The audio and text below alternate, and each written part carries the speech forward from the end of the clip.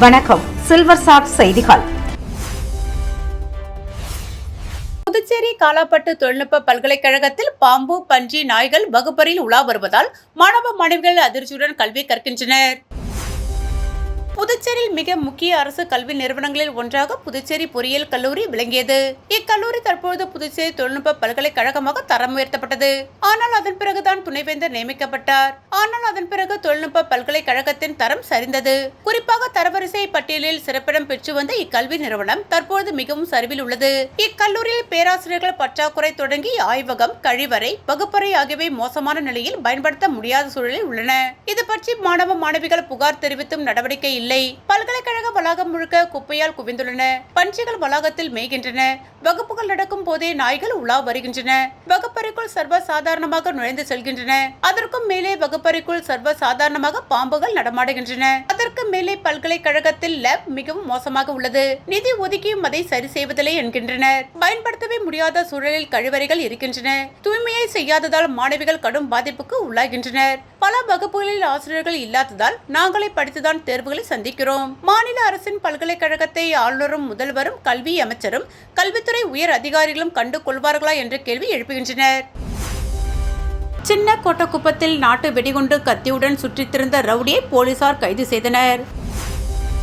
புதுச்சேரி அடுத்த கோட்டக்குப்பம் நகராட்சிக்குட்பட்ட சின்ன கோட்டக்குப்பம் அமைதிநகர் பகுதியில் கடந்த மாதம் 28ஆம் தேதி இரவு ரவுடி ஜவஹர் என்கிற அப்பு வெட்டி படுகொலை செய்யப்பட்ட பிறகு கோட்டக்குப்பம், சின்ன கோட்டக்குப்பம், ஜமித்தியர் நகர் பகுதியில் போலீசார் தீவிர ரோந்து பணியில் ஈடுபடுத்தப்பட்டு வருகின்றனர். இந்நிலையில் நேற்று மாலை சின்ன கோட்டக்குப்பம் பச்சை வாழியம்மன் கோவில் அருகில் கோட்டக்குப்பம் சப் இன்ஸ்பெக்டர் ராஜு மற்றும் போலீசார் ரோந்து பணியில் ஈடுபட்டிருந்தனர். அப்போது போலீசாரை கண்டவுடன் ஓடியவனை போலீசார் துரத்தி பிடித்து விசாரணை செய்ததில் அவன் கோட்டக்குப்பம் ஐயனார் கோவில் மேடு பகுதியை சேர்ந்த பக்கீர் முகமது மகன் அகமது உசேன் வயது 26 என்பதும் அவன் மீது ஏற்கனவே பல வழக்குகள் இருப்பதும் தெரியவந்தது. மேலும் அவனை சோதனை செய்ததில் பட்டா, கத்தி மற்றும் சிறிய அளவிலான 2 நாட்டு வெடிகுண்டுகளை போலீசார் அவனிடமிருந்து பறிமுதல் செய்தனர். இதனையடுத்து அகமது உசேன் மீது வழக்கு பதிவு செய்து நீதிமன்றத்தில் ஆஜர்படுத்தப்பட்டு சிறையில் அடைத்தனர். புதுச்சேரியின் முழுமையான வளர்ச்சிக்கான ஒருங்கிணைந்த செயல்பாடுகள் குறித்து லட்சிய ஜனநாயக கட்சி நிர்வாகிகள் ஆலோசனை கூட்டம் கட்சியின் தலைவர் ஜோ சார்லஸ் மார்டின் தலைமையில் நடைபெற்றது. புதுச்சேரி லட்சிய ஜனநாயக கட்சியின் தலைவர் ஜோ சார்லஸ் மார்டின் தலைமையில் கட்சியின் முக்கிய நிர்வாகிகளுடன் ஆலோசனை கூட்டம் நடைபெற்றது. இந்த கூட்டத்தில் புதுச்சேரியின் வருங்கால முன்னேற்ற பாதை, சமூக நலன், இளைஞர் முன்னேற்றம், வேலைவாய்ப்பு உருவாக்கம் மற்றும் அடிப்படை வசதிகள் மேம்பாடு உள்ளிட்ட பல்வேறு வளர்ச்சி திட்டங்கள் குறித்து விரிவாக விவாதிக்கப்பட்டது. புதுச்சேரியின் தற்போதைய நிலை, எதிர்கொள்ளப்படும் சவால்கள் மற்றும் அவற்றை சமாளிக்கும் நடைமுறைகள் குறித்து நிர்வாகிகள் தங்களது கருத்துக்கள் மற்றும் பரிந்துரைகளை முன்வைத்தனர். மக்களுக்கான திட்டங்களை தரமாகவும் விரைவாகவும் கொண்டு சேர்க்கும் வகையில் செயல் திட்டங்கள் வடிவமைக்க வேண்டுமென மக்களுக்கான திட்டங்களை தரமாகவும் விரைவாகவும் கொண்டு சேர்க்கும் வகையில் செயல் திட்டங்கள் வடிவமைக்க வேண்டுமென தலைவர் ஜோ சார்லஸ் மார்டின் வலியுறுத்தினார். மேலும் கட்சியின் அமைப்பு வலுவூட்டல், மக்கள் தொடர்பு விரிவாக்கம் மற்றும் புதுச்சேரி முழுமையான வளர்ச்சிக்கான ஒருங்கிணைந்த செயல்பாடுகள் குறித்து விவாதித்தனர். தனியார் தொலைக்காட்சி நிருபரை தாக்கியதை கண்டித்து திமுக அலுவலகத்தை முற்றுகையிட முயன்ற 2 எம்எல்ஏக்கள் உள்ளிட்ட 60 பேரை போலீசார் கைது செய்தனர். கரூர் மாவட்டத்தில் சட்டவிரோத கனிமவள கொள்ளையை அம்பலப்படுத்தி தனியார் தொலைக்காட்சி நிருபரை திமுக எம்எல்ஏவின் ஆட்கள் தாக்கியதை கண்டித்து புதுச்சேரியில் லட்சிய ஜனநாயக கட்சி சார்பில் கண்டன ஆர்ப்பாட்டம் நடைபெற்றது. சட்டசபை அருகே உள்ள சம்பா கோவில் அருகில் லட்சிய ஜனநாயக கட்சி தலைவர் ஜோ சார்லஸ் மார்டின் தலைமையில் நடைபெற்ற இந்த ஆர்ப்பாட்டத்தில் சுயேட்சை எம்எல்ஏக்கள் அங்காளன், சிவசங்கர் உள்ளிட்டோர் கலந்து கொண்டனர். ஆர்ப்பாட்டத்தை தொடர்ந்து அனைவரும் லப்போர்த் வீதியில் உள்ள திமுக அலுவலகத்தை முற்றுகையிட காந்தி வீதி வழியாக ஊர்வலமாக புறப்பட்டனர்.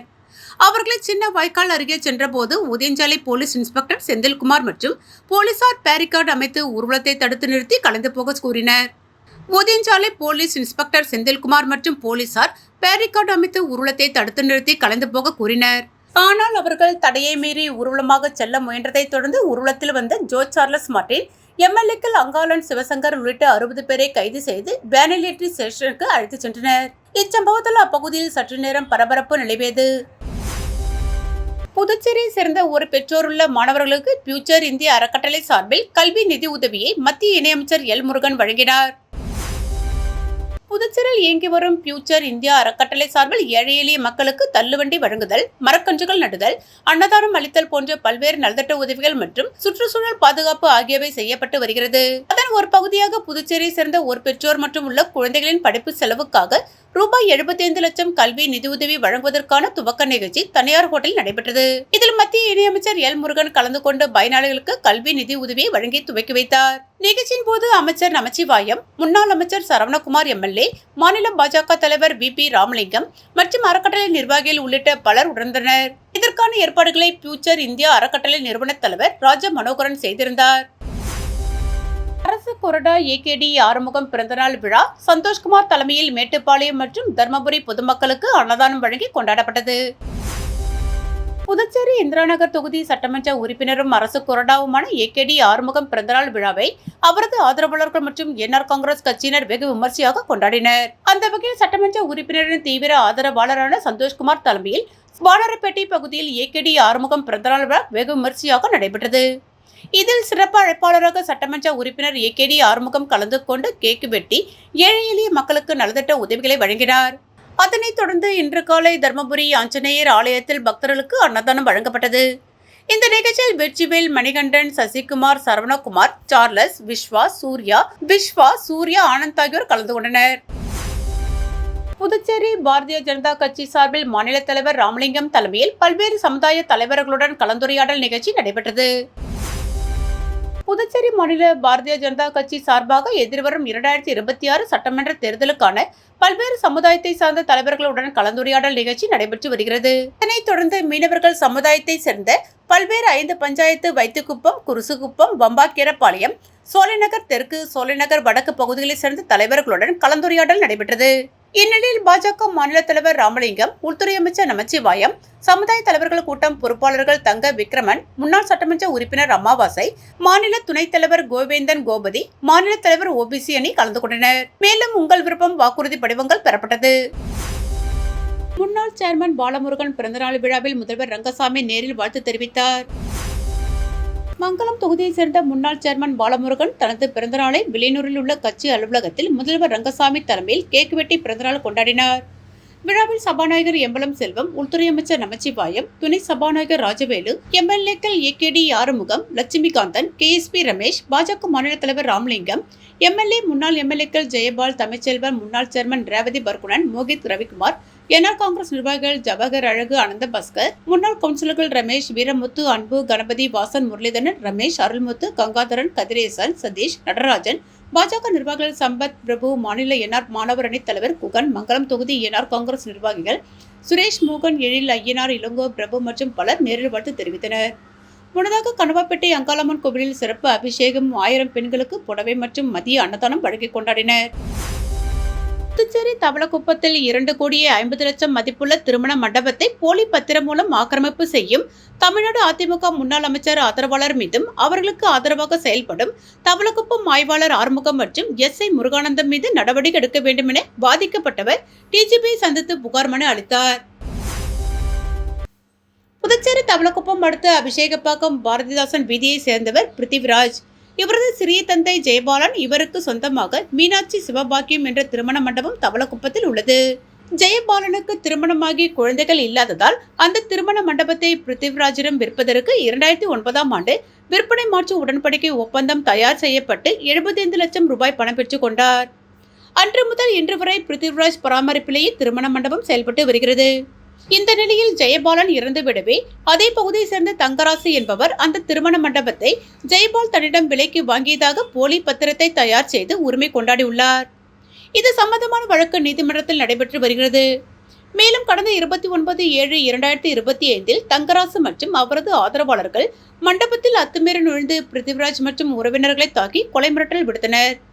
இது சம்பந்தமான வழக்கு தவளக்குப்பம் காவல் நிலையத்தில் நிலுவையில் உள்ளது.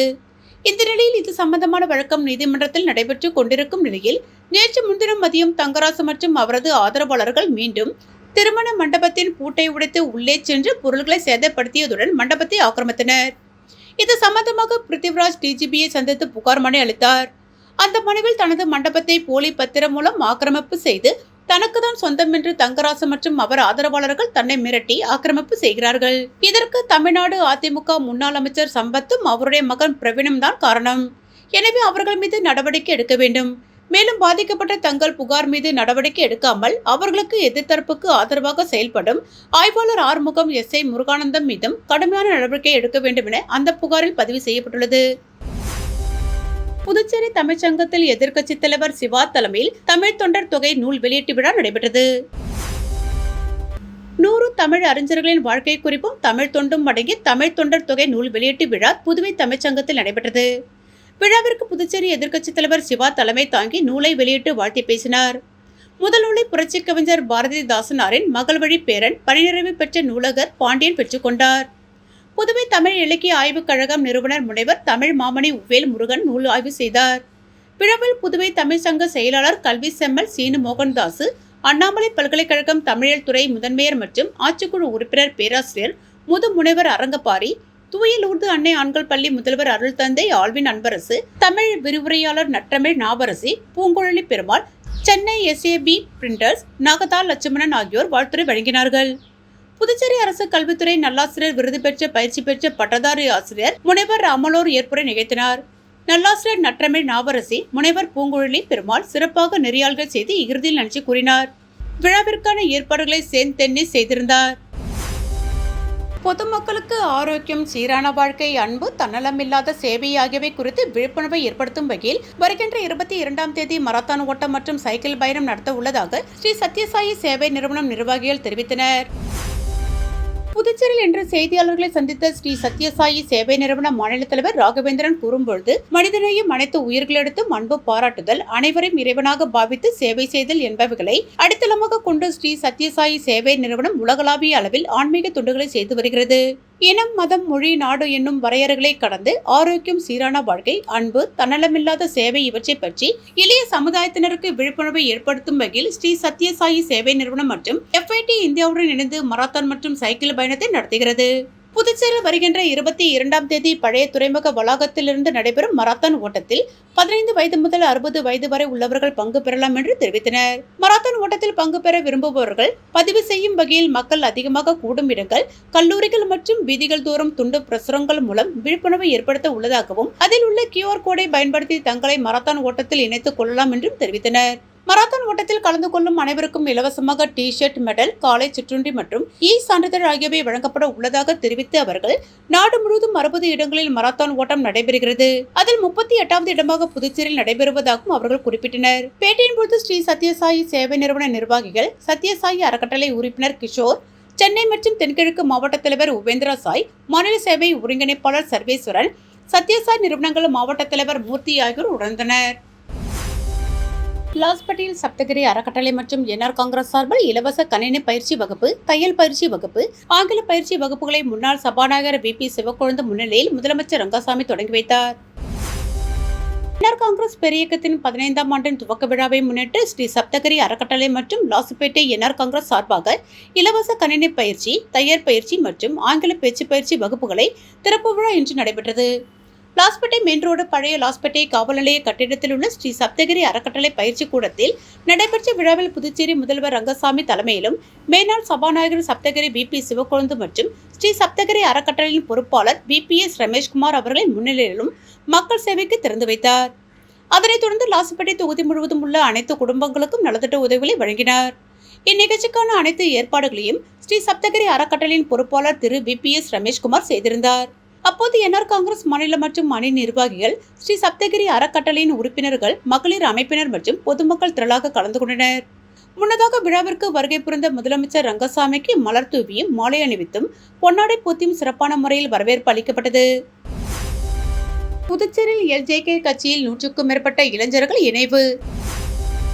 புதுச்சேரி லட்சிய ஜனநாயக கட்சியின் வர்த்தக அணி தலைவர் ராகவ் அவர்களின் ஏற்பாட்டில் புதுச்சேரியின் பல்வேறு தொகுதிகளைச் சேர்ந்த 100க்கும் மேற்பட்ட இளைஞர்கள் லட்சிய ஜனநாயக கட்சியில் இணைந்தனர்.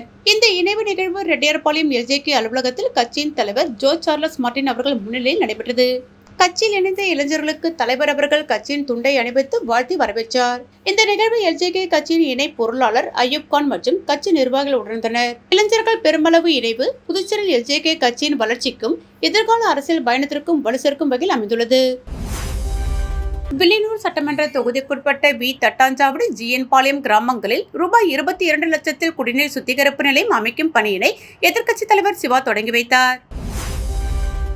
புதுச்சேரி மாநிலம் வில்லியனூர் சட்டமன்ற தொகுதிக்குட்பட்ட வி தட்டாஞ்சாவடி மற்றும் ஜிஎன் பாளையம் கிராமத்தில் வசிக்கும் மக்கள் தங்கள் பகுதியில் குடிநீர் சுத்திகரிப்பு நிலையம் அமைத்து சுகாதாரமான குடிநீர் வழங்க வைத்த கோரிக்கையின் அடிப்படையில் பொதுப்பணித்துறை பொது சுகாதார கோட்டத்தின் குடிநீர் பிரிவு மூலம் தலா ரூபாய் 11 லட்சம் என மொத்தம் ரூபாய் 22 லட்சம் செலவில் வி தட்டாஞ்சாவடி மேல்நிலை நீர்த்தேக்க தொட்டி அமைந்துள்ள வளாகம் மற்றும் ஜிஎன் பாளையம் நீர் உந்து நிலைய வளாகம் என 2 இடங்களில் குடிநீர் சுத்திகரிப்பு நிலையம் அமைப்பதற்கான பூமி பூஜை நிகழ்ச்சி இன்று காலை நடைபெற்றது. இந்த நிகழ்ச்சியில் தொகுதி சட்டமன்ற உறுப்பினரும் எதிர்க்கட்சி தலைவருமான சிவா கலந்து கொண்டு புதிய குடிநீர் சுத்திகரிப்பு நிலையங்கள் அமைக்கும் பணியினை பூஜை செய்து தொடங்கி வைத்தார். இதில் பொதுப்பணித்துறை பொது சுகாதார கோட்ட செயற் பொறியாளர் பக்தவச்சலம், உதவி பொறியாளர் பீனாராணி, இளநிலை பொறியாளர் திருவேங்கடம் மற்றும் வில்லியனூர் திமுக நிர்வாகிகள் உட்பட பலர் கலந்து கொண்டனர். கள்ளித்திருத்தான்குப்பம் திரௌபதி அம்மன் ஆலயத்தில் பொதுமக்கள் நலம் வேண்டி 1000 பெண்கள் பங்கேற்று திருவிளக்கு பூஜைகள் நடைபெற்றது. திருபுவனை அருகே உள்ள கள்ளித்திருத்தான்குப்பம் திரௌபதி அம்மன் ஆலயத்தில் எழுந்தருளுள்ள கஜலட்சுமி அம்மனுக்கு அபிஷேக ஆராதனைகள் செய்து வண்ண மலர்களால் அலங்காரம் செய்து திருவிளக்கு பூஜை நடைபெற்றது.